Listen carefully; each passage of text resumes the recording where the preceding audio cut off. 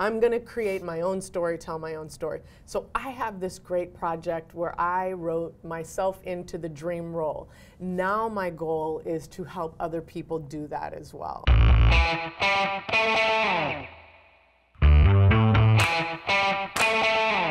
Hey, coming to you live from Century City. Welcome to another Leap Meet the Mentor. We have a fascinating young woman with us today who I met at a dinner party at my house, which I'll tell you a little bit about in a little bit. But for those of you who are wondering why we're here, the reason we're here is because Leap Week is going to be July 22nd to the 28th at UCLA, like we are every year, where we'll have almost 500 students from all over the world. And the whole goal of LEAP is to teach young students the skills that they need to be successful that they don't necessarily learn in school. And we do this by bringing in amazing speakers. We have all kinds of interactive workshops. But the thing that students love and that gets usually rated the highest is our mentor workshop, which we do on Friday. And in the mentor workshop, we basically have mentors from all walks of life. And we have doctors and lawyers and screenwriters and firefighters and you name it. You sit at a table and the students get to sit and fire away questions and ask the mentors what it is that they love about their work, what is it that they don't love about their work, what their challenges were, and all kinds of different things that gives these students a lot of insight into these different professions. So in order to kind of give you a little bit of a sneak preview as to what some of our mentors will be like at Leap Week, we started doing these Meet the Mentor talks, and they've become really popular. This is Fanshen. She is an award-winning actor, producer, and educator. Fanshen has also traveled throughout the nation performing her show, which explores the complicated realities and perceptions of history, family, race, class, justice, and love. And the name of the show is One Drop.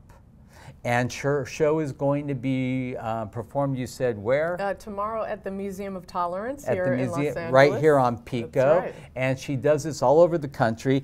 She started doing this and co-produced it with her childhood friends. You may have heard of these guys. Maybe. One is Ben Affleck, and Matt Damon. And I think they're friends too. And she also works in development at Pearl Street Films, which is Matt and Ben's production company.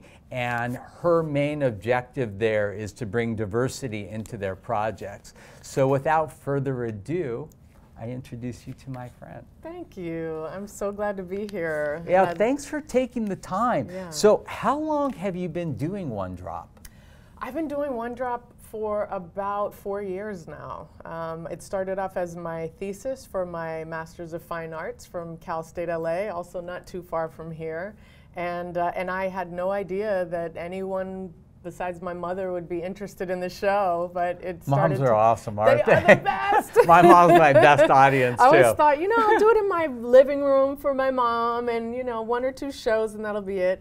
And it really, I think, you know, people said that they really felt moved by it and learned things from it. And so the next thing I knew, it's 4 years later, I just did off-Broadway a couple weeks ago and still traveling across the country.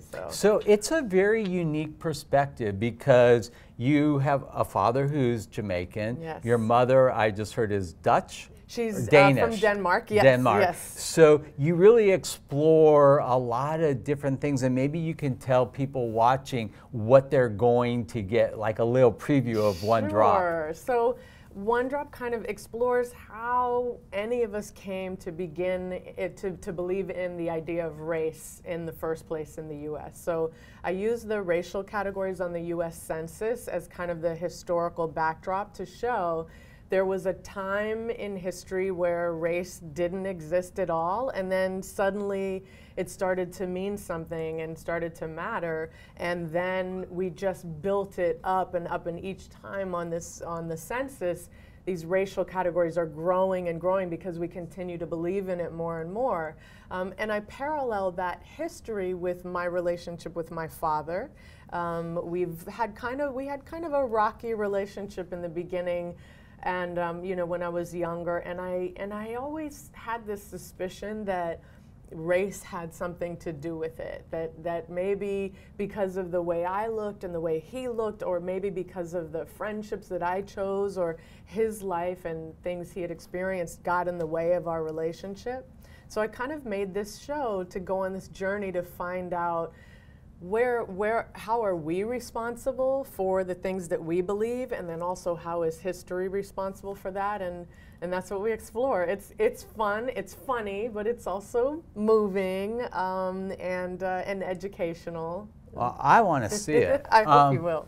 So, if somebody comes and experiences One Drop, what do you hope they walk away with? So the full title is One Drop of Love. Yeah, and part of the reason I chose that title is it's based on the historical idea, which unfortunately happened during enslavement of, you know, blacks and African Americans in this country. It's the idea that if you have one drop of African blood, at that time during enslavement, you were automatically a slave. And so now, in our contemporary life, a lot of black people take this on with a sense of pride and say, you know, I'm black even if I only have one drop. I mean, if you look at my skin tone and maybe my eyes, as we talked about the reasoning for people having blue eyes, you know, not everybody considers me black, but, you know, black people have taken this on as kind of a sense of pride. But then when we uncover the history of it and we see that it was created for these negative means, I think that's important to know and to reflect on. So I think what tends to happen is that people walk away feeling, number one, that they need to go home and call their parents or call their grandparents and learn their stories. And that's really what I want people to walk away with, is that there's so much more that you don't know about the reasons why your parents did what they did, about the reasons your grandparents made the decisions they made, and you have to go and dig in and learn that. And then once you start to learn those stories, go even farther back and understand what were some things happening in history long before you came here, or even your grandparents, that affect who you are, and see if you might find ways to kind of push back on that and say, you know, that was my history, but that doesn't mean it has to be who I am now. So can you share some of the kind of the, you know, when you go and you watch a performance or something like this, and it has an impact like this would have, what are some of the stories that you've heard from people that have actually come and seen you perform this, then gone and done that, where they've interacted with, you know, with their family?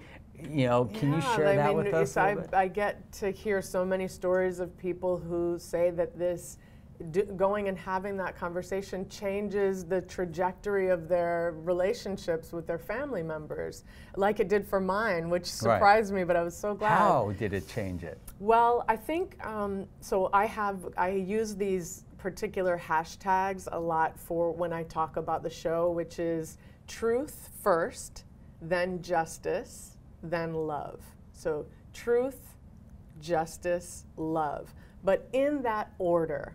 Because a lot of times people look at the last word of the title of the show, love, and they say, oh, all you need is love.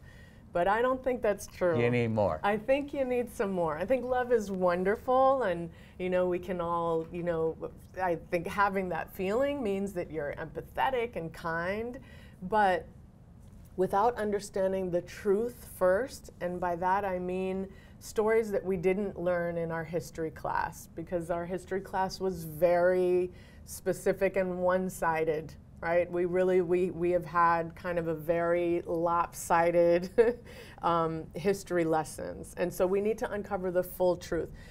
This year in Los Angeles, City Hall decided, I think it was LA City, is no longer going to celebrate Columbus Day, but instead Indigenous Peoples Day. Right. Right? Because that's a truth that when I was growing up, I didn't even know. I just thought, yeah, Columbus discovered America.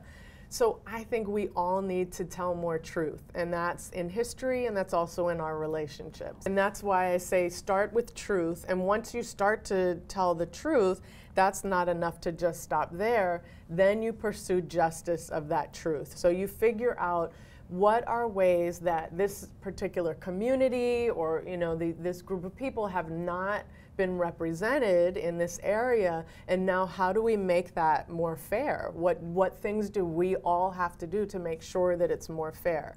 And then the love is already there. All right, so we find our love from truth and justice. Now, tell me how you're able to actually infuse that love of what you're doing with One Drop into your production company with Matt and Ben. Yes, so because we don't typically think of them as having like really diverse, like what they do is kind of pigeonholed. Absolutely, and I think they're working on it.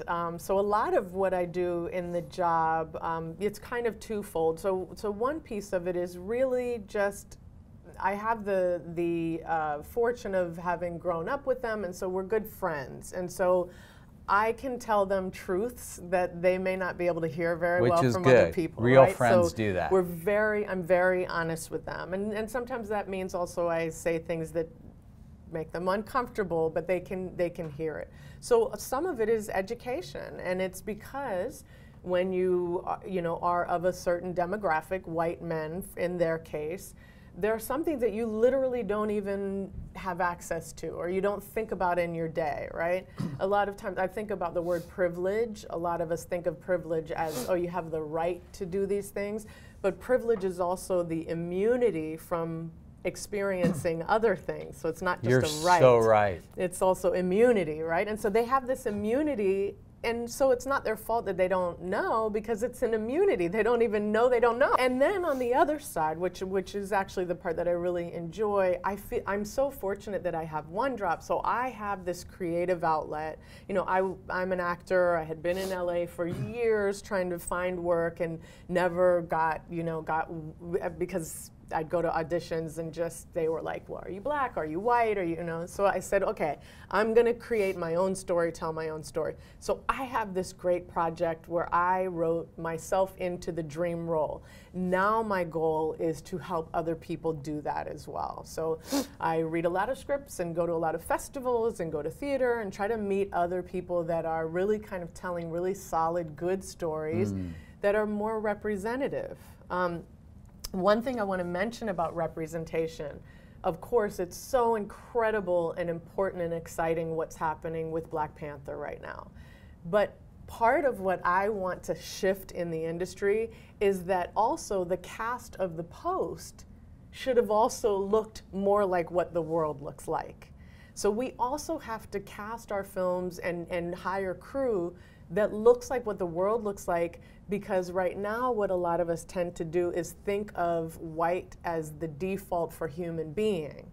And then if you're black in a movie, it has to be all about how black you are, right? And that's Black Panther, which again is important.